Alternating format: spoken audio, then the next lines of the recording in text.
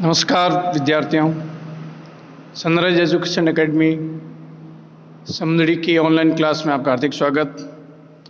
आज हम कक्षा 9 विषय सामाजिक विज्ञान के इतिहास खंड के अंतर्गत अध्याय 4 वन्य समाज और उपनिवेशवाद। आज का टॉपिक है वनों का विनाश क्यों। वनों के लुप्त होने को सामान्यतः वन विनाश कहते हैं। वन विनाश नई समस्या नहीं है, वैसे तो ये कई प्रक्रिया सदियों से चली आ रही है। पेड़ काटे जा रहे थे, लेकिन औपनिवेशिक शासन के दौरान इसने कई अधिक व्यवस्थित और व्यापक रूप ग्रहण कर लिया। आइए भारत में वन विनाश के कुछ कारणों पर गौर करें। तो पहला जो कारण है जमीन की बढ़ोतरी। जमीन की गुणवत्ता, उसका पूरा उपयोग करने के लिए सन 1600 में हिंदुस्तान के कुल भूभाग के लगभग छठे हिस्से पर खेती होती थी। आज यह आंकड़ा बढ़कर आधे तक पहुंच गया।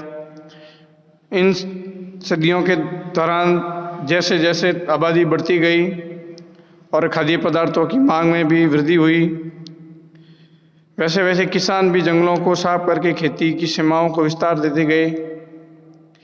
औपनिवेशिक काल में खेती में तेजी से फैलाव आया। इसकी कई वजह थी। पहली, अंग्रेजों ने व्यावसायिक फसलों जैसे पटसन, गन्ना, गेहूं व कपास के उत्पादन का जमकर प्रोत्साहन किया। व्यावसायिक फसलें जैसे पटसन, गन्ना, गेहूं व कपास के उत्पादन को जमकर प्रोत्साहित किया। 19वीं सदी के यूरोप में बढ़ती शहरी आबादी का पेट भरने के लिए खाद्यान्न और औद्योगिक उत्पादन के लिए कच्चे माल की जरूरत थी। लिहाजा इन फसलों की मांग में इजाफा हुआ। दूसरी वजह यह थी कि 19वीं सदी की शुरुआत में औपनिवेशिक सरकार ने जंगलों को अनुत्पादक समझा। Non productivity. उनके हिसाब से इस व्यर्थ के बियाबान पर खेती करके उससे राजस्व और कृषि उत्पादों को पैदा किया जा सकता था और इस तरह राज्य की आय में बढ़ोतरी की जा सकती थी। यही वजह थी कि 1880 से 1920 तक खेती योग्य जमीन के क्षेत्रफल में 67 लाख हेक्टेयर की बढ़त हुई। खेती के विस्तार को हम विकास का सूचक मानते हैं, लेकिन हमें ये नहीं भूलना चाहिए कि जमीन को जोतने से पहले जंगलों की कटाई करनी पड़ती है।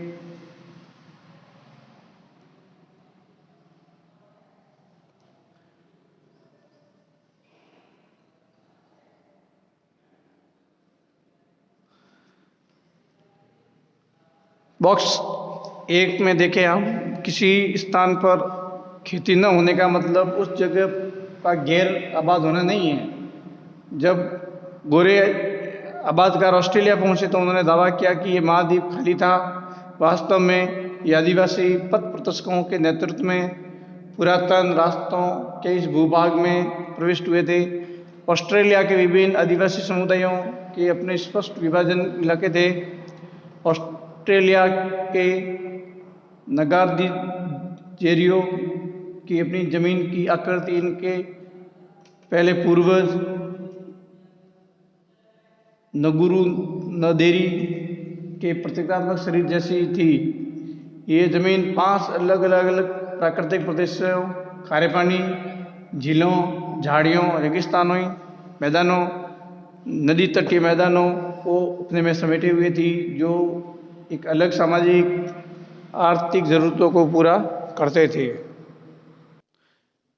विद्यार्थियों, पटरी यानी जो रेल की पटरी है उन पर स्लीपर जो पेड़ पौधों से बनते थे। 19वीं सदी की शुरुआत तक इंग्लैंड में बलूत एक प्रकार का पेड़ होता है कि जंगल लुप्त होने लगे थे। इसकी वजह शाही नौसेना के लिए लकड़ी की आपूर्ति के बिना अंग्रेजी जहाज बेड़ा टिकाऊ नहीं हो सकता था और जहाज़ों के बिना शाही सत्ता कैसे बसाई और बनाई रखी जा सकती थी। 1820 के दशक में खोजी दस्ते हिंदुस्तान की वन संपदा का अन्वेषण करने के लिए भेजे गए। एक दशक के भीतर बड़े पैमाने पर पेड़ काटे जाने लगे और भारी मात्रा में लकड़ी का हिंदुस्तान से निर्यात होने लगा। 1850 के दशक में रेल लाइनों के प्रसार ने लकड़ी के लिए एक नई तरह की मांग पैदा की। शाही सेना के आवागमन और औपनिवेशिक व्यापार के लिए रेल लाइनें अनिवार्य थी। इंजनों को चलाने के लिए ईंधन के तौर पर और रेल की पटरियों को जोड़े रखने के लिए स्लीपरों के रूप में लकड़ी की जरूरत होती थी। 1 मील लंबी रेल की पटरी के लिए 1760 से 2000 स्लीपरों की आवश्यकता होती थी। इंजनों को चलाने के लिए और ईंधन के तौर पर और रेल की पटरियों को जोड़े रखने के लिए स्लीपरों के रूप में लकड़ी की भारी जरूरत थी। 1 मील लंबी रेल पटरी के लिए 1760 से लगाकर 2000 स्लीपरों की आवश्यकता होती थी। स्लीपर ऐसे होते थे जैसे ये पटरी है, इस पटरियों के बीच में ऐसे लकड़ी के स्लीपर होते थे जो पटरियों को जोड़े रखते थे। भारत में रेल लाइनों का जाल 1860 के दशक में तेजी से फैला। 1890 तक लगभग 25,000 किलोमीटर लंबी रेल लाइनें बिछाई जा चुकी थी। 1946 में इन रेल लाइनों की लंबाई 7,65,000 किलोमीटर तक बढ़ चुकी थी। रेल लाइनों के प्रसार के साथ साथ बड़ी तादाद में पेड़ भी काटे गए। अकेले मद्रास प्रेसिडेंसी में 1850 के दशक में प्रति वर्ष 35,000 पेड़ स्लीपरों के लिए काटे गए। सरकार ने आवश्यक मात्रा की आपूर्ति के लिए निजी ठेके दिए। इन ठेकेदारों ने बिना सोचे समझे पेड़ काटना शुरू कर दिया। रेल लाइनों के इर्द गिर्द जंगल तेजी से गायब होने लगे। स्रोत ख के अंदर हम देखें, मुल्तान और सुकूर के बीच इंडस वैली रेलवे नाम से लगभग 300 मील लंबी एक नई लाइन बनाई जानी थी। 2000 स्लीपर प्रति मील की दर से इनके 10 फुट गुणा 10 इंच गुणा 5 इंच या 3.5 घन फुट प्रति इकाई के 6 लाख स्लीपर की जरूरत थी या 2 लाख क्यूबिक फीट के ऊपर लकड़ी की जरूरत थी। इन इंजनों को लकड़ी के ईंधन के लिए लकड़ी चाहिए। दोनों तरफ प्रतिदिन एक ट्रेन और एक मन प्रति ट्रेन मील के हिसाब से सालाना 2,19,000 मन की जरूरत होती थी। इसके अलावा ईंटों के लिए भी भारी मात्रा में ईंधन की जरूरत होती थी। स्लीपर मुख्य रूप से सिंध के जंगलों से आया करते थे। ये ईंधन सिंध और पंजाब के झाऊ और झाड़ के जंगलों से लाया जाना था। दूसरी नई line northern state railway Lahore से मुल्तान तक थी। आंकड़ों के हिसाब से इनके निर्माण के लिए 22 लाख स्लीपरों की जरूरत होती थी।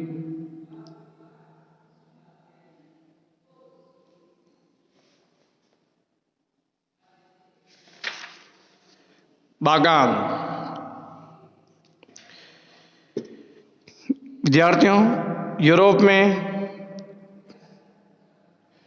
चाय कॉफी और रबड़ की बढ़ती मांग को पूरा करने के लिए इन वस्तुओं के बागान बने और इनके लिए भी सरकार ने इन प्राकृतिक वनों का एक भारी हिस्सा साफ किया गया।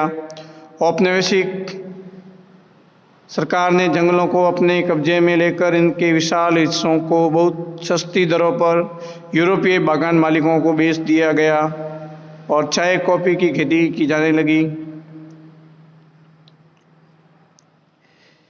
वैज्ञानिक वानिकी वन विभाग द्वारा पेड़ों की कटाई करके उसके स्थान पर पंक्तिबद्ध तरीके से एक निश्चित प्रजाति के पौधे को लगाना वैज्ञानिक वानिकी कहा जाता है। वनोन्मूलन, वनों का विनाश या वनों की समाप्ति, उसको वनोन्मूलन कहते हैं। ये कई कारणों से हो सकता है, प्राकृतिक कारण के मानवीय कारण, दोनों प्रकार से वनोन्मूलन हो सकता है।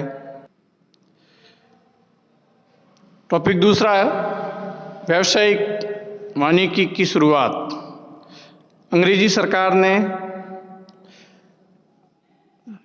पिछले खंड में हमने देखा कि जहाज और रेल की पटरियां बिछाने के लिए अंग्रेजों को जंगलों की जरूरत थी। अंग्रेजों को इस बात की चिंता थी कि स्थानीय लोगों द्वारा जंगलों का दुरुपयोग और व्यापारियों द्वारा पेड़ों की अंधाधुंध कटाई से जंगल नष्ट हो जाएंगे। इसलिए उन्होंने अंग्रेजी सरकार ने डायट्रिस बेंडिस नामक एक जर्मन विशेषज्ञ को इस विषय पर सलाह देने के लिए बुलाया और उसे देश का पहला वन महानिदेशक नियुक्त किया गया।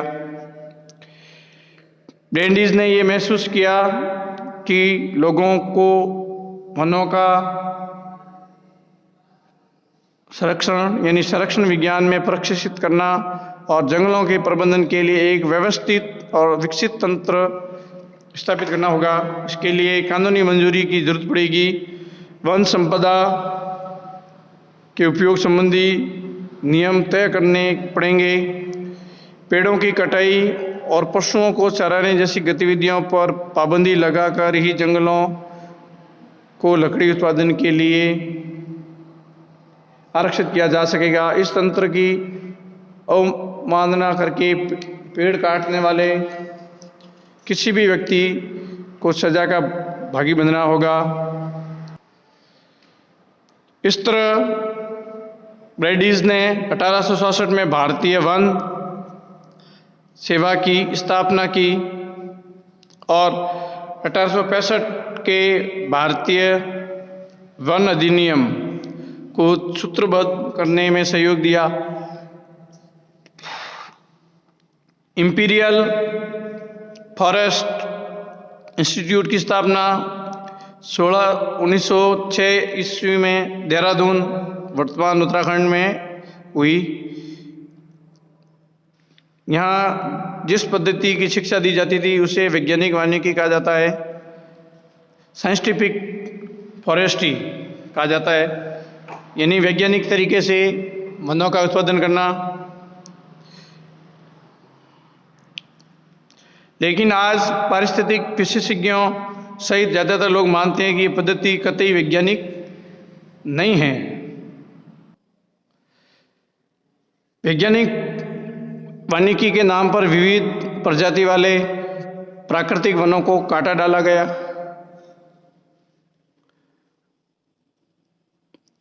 इनकी जगह एक सीधी पंक्ति में एक ही किस्म के पेड़ लगा दिए गए। इसे बागान कहा जाता है।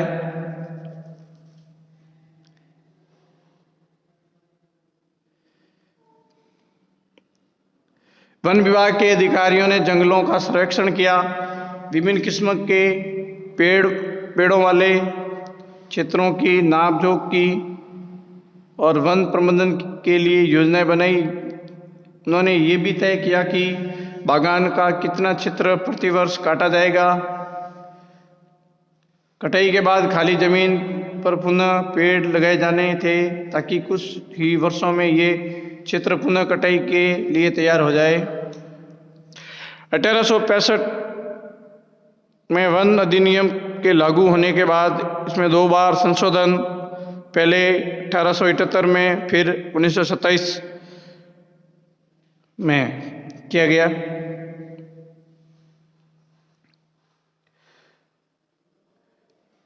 1878 वाले अधिनियम में जंगलों को 3 श्रेणियों में बांटा गया, जिसको बोलते हैं आरक्षित, सुरक्षित और ग्रामीण।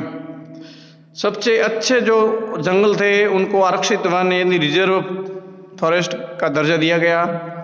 गांव वाले इन जंगलों से अपने उपयोग के लिए कुछ भी नहीं ले सकते थे। ये घर बनाने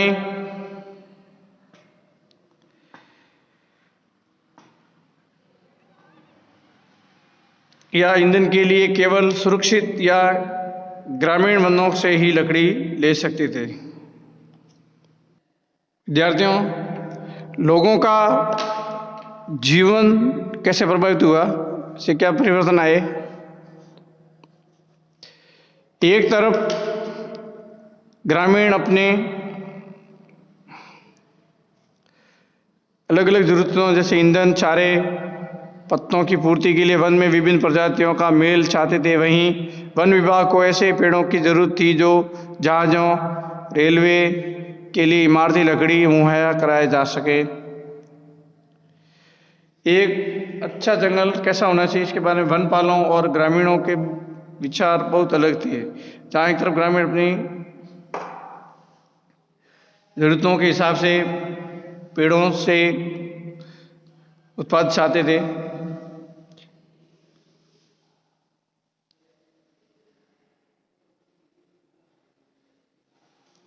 ऐसी लकड़ियाँ जो सख्त, लंबी और सीधी हो उसको इमारती लकड़ी के रूप में कहा जाता है। इसलिए सागवान और साल जैसी प्रजातियों को प्रोत्साहित किया गया और दूसरी किस्में काट डाली गई। वन्य इलाकों में लोग कंदमूल, फल, पत्ते आदि वन उत्पादनों का विभिन्न जरूरतों के लिए उपयोग करते हैं। फल और कंद अत्यंत पोषक खाद्य है, विशेषकर मानसून के दौरान जब फसल कटकर घर न आई हो। दवाओं के लिए जड़ी बूटियों का इस्तेमाल होता है। लकड़ी का उपयोग हल जैसी खेती के औजार बनाने में किया जाता है। बांस से बेहतरीन बाड़ बनाई जा सकती है और इसका उपयोग छतरी तथा टोकरी बनाने के लिए भी किया जा सकता है। सूखे हुए कुमड़े के खोल का उपयोग पानी की बोतल के रूप में किया जा सकता है। कुमड़े मायने तुम्बा। जंगलों में सब कुछ उपलब्ध है। पत्तों को जोड़कर खाओ और फेंको। किस्म के पत्तल और दोने बनाए जा सकते हैं। सियादी की लताओं से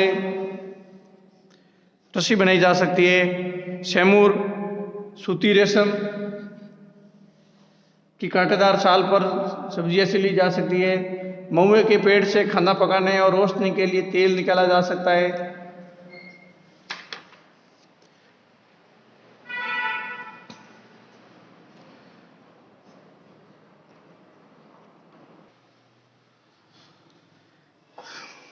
वन अधिनियम के चलते देश भर में गांव वालों की मुश्किलें बढ़ गई।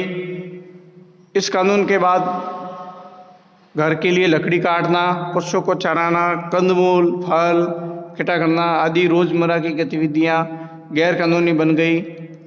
अब उनके पास जंगलों से लकड़ी चुराने के अलावा कोई और चारा नहीं बचा और पकड़े जाने की स्थिति में भी वन रक्षकों की दया पर होते जो उनसे घूस एंटते थे।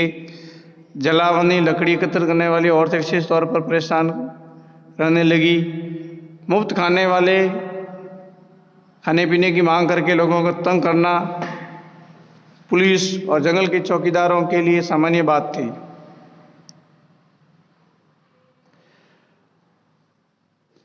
वनों के नियमन से खेती कैसे प्रभावित हुई? विद्यार्थियों, यूरोपीय उपनिवेशवाद का सबसे गहरा प्रभाव झूम या घुमंतू खेती की प्रथा पर दिखाई पड़ता है। एशिया, अफ्रीका और दक्षिणी अमेरिका के अनेक भागों में ये खेती एक परंपरागत तरीका है। इसके कई स्थानीय नाम हैं, जैसे दक्षिण पूर्व में एशिया में इसको लादिंग कहते हैं, मध्य अमेरिका में मिल्पा, अफ्रीका में चितमेन या तावी, श्रीलंका में छैना, हिंदुस्तान में घुमंतू खेती के लिए दया, पेंदा, बेवर, नेवड़, झूम, पोडू।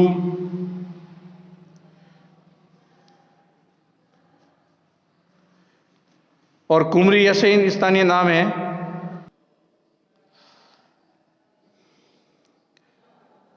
घुमंतू कृषि के लिए जंगल के कुछ भागों को बारिश से काटा और जलाया जाता है। मानसून की पहली बारिश के बाद इस राख में बीज बो दिए जाते हैं और अक्टूबर नवंबर में फसल काटी जाती है। इन खेतों पर 2-1 साल खेती करने के बाद उन्हें 12 से 18 साल के लिए पड़ती पर छोड़ दिया जाता है। फिर वहाँ फिर से जंगल पनप जाए। इन भूखंडों में मिश्रित फसलें उगाई जाती है, जैसे मध्य भारत और अफ्रीका में ज्वार बाजरा, ब्राज़ील में कसावा और लैटिन अमेरिका के अन्य भागों में मक्का और फलियां। यूरोपीय वन रक्षकों की नज़र में ये तरीका जंगलों के लिए नुकसानदेह था। उन्होंने महसूस किया कि कुछ सालों के भीतर ही खेती के लिए हो रही जमीन का पर रेलवे के लिए इमारती लकड़ी वाले पेड़ नहीं उगाए जा सकते हैं। साथ ही जंगल जलाते समय बाकी बेकिस्मी पेड़ों को भी फैलती लपटों की चपेट में आ जाने का खतरा रहता है। घुमंतू खेती के कारण सरकार ने के लिए लगान का हिसाब रखना भी मुश्किल था, इसलिए सरकार ने घुमंतू खेती पर रोक लगाने का फैसला किया। इसके परिणाम स्वरूप अनेक समुदायों को जंगलों में उनके घरों से जबरन विस्थापित कर दिया गया और कुछ को अपना पेशा बदलना पड़ा। कुछ ने छोटे बड़े विद्रोह के जरिए प्रतिरोध भी किया।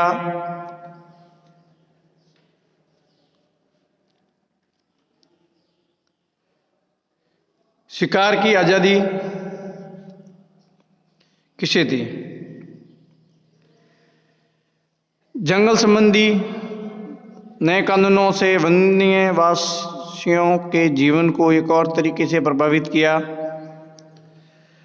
वन कानूनों से पहले जंगलों या उनके आसपास रहने वाले बहुत सारे लोग हिरण, तीतर जैसे छोटे मोटे शिकार करके जीवन यापन करते थे। ये पारंपरिक प्रथा अब गैर कानूनी हो गई। शिकार करते हुए पकड़े जाने पर अवैध शिकार के लिए दंडित किया जाता था। वहीं बड़े जानवरों का आखेट एक प्रकार का खेल बन गया। हिंदुस्तान में बाघों और दूसरे जानवरों का शिकार करना सदियों से दरबारी और नवाबी संस्कृति का हिस्सा रहा है।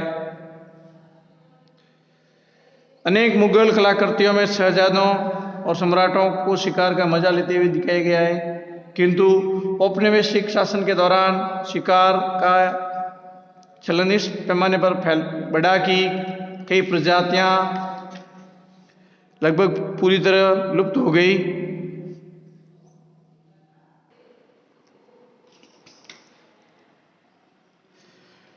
अंग्रेजों की नज़र में बड़े जानवर जंगली बर्बर और आदि समाज के प्रतीक चिन्ह थे।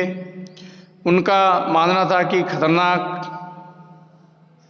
जानवरों को मारकर वे हिंदुस्तान को सभ्य बनाएंगे। बाघ, भेड़िए और दूसरे बड़े जानवरों को शिकार पर यह कहकर इनाम दिए जाते थे कि इनसे किसानों को खतरा है। 1875 से 1925 के बीच इनाम के लालच में 80,000 से ज़्यादा बाघ और 1,50,000 तेंदुए और 2 लाख भेड़िए मार गिराए गए। धीरे धीरे बाघ के शिकार को एक खेल के ट्रॉफी के रूप में देखा जाने लगा।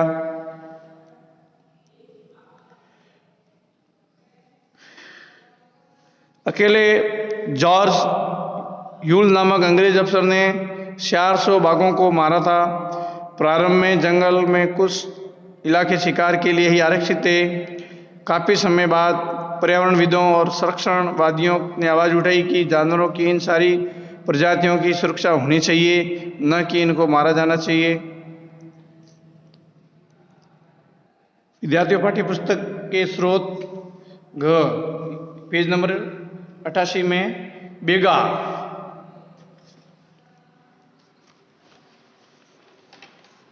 बेगा एक मध्य भारत का एक वन समुदाय है। 1892 में जब उनकी घुमंतू खेती पर रोक लगा दी, तब उन्होंने सरकार को ये याचिका दी, हम हर रोज़ फाका करते हैं क्योंकि हमारे पास खाने का अनाज नहीं है। हमारे पास सिर्फ एक ही दौलत है और वह है हमारी कुल्हाड़ी। हमारे पास अपने तन ढकने के कपड़े नहीं हैं। आग ताप कर हम ठंडी रातें गुजारते हैं। हम अब खाने के लिए मर रहे हैं। हम कहीं जा भी नहीं सकते। हमने ऐसी क्या गलती की कि सरकार हमारी परवाह नहीं करती। कैदियों को जेल में पर्याप्त भोजन दिया जाता है।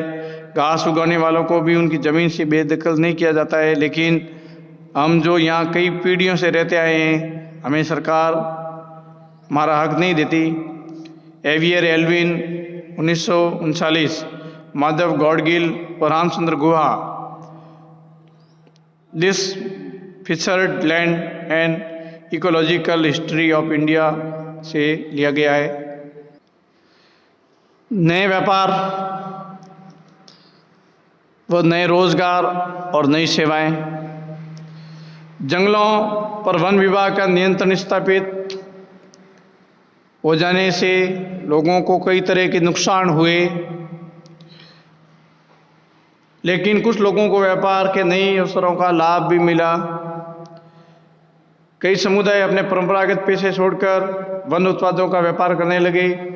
महज हिंदुस्तान ही नहीं बल्कि दुनिया भर में कुछ ऐसा ही नज़ारा दिखता है। उदाहरण के लिए 19वीं सदी के मध्य में ऊंची जगहों पर रहकर मैनियो उगाने वाले ब्राज़ीली अमेज़न के मुंदुरुकु समुदाय के लोगों ने व्यापारियों को रबड़ की आपूर्ति के लिए जंगली रबड़ के वृक्षों से लेटेक्स एकत्र करना प्रारंभ कर दिया। कालांतर में वे व्यापार चौकियों की ओर से नीचे उतर आए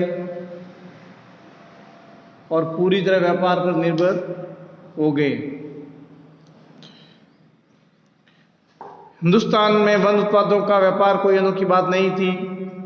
मध्यकाल से ही आदिवासी समुदाय द्वारा बंजारा आदि घुमंतू समुदायों के माध्यम से हाथियों और दूसरे सामानों जैसे खाल, सींग, रेशम के कोए, हाथी दांत, बांस, मसाले, रेशे, घास, गोंद और राल आदि के व्यापार के सबूत मिलते हैं। लेकिन अंग्रेजों के आने के बाद व्यापार पूरी तरह सरकारी नियंत्रण में आ गया। ब्रिटिश सरकार ने कई बड़ी यूरोपीय व्यापारी कंपनियों को विशेष इलाकों में उत्पादों के व्यापार को इजारेदारी दी। इजारेदारी यानी ठेका, एक प्रकार का कॉपीराइट, पेटेंट दिया उनको, एक अधिकार।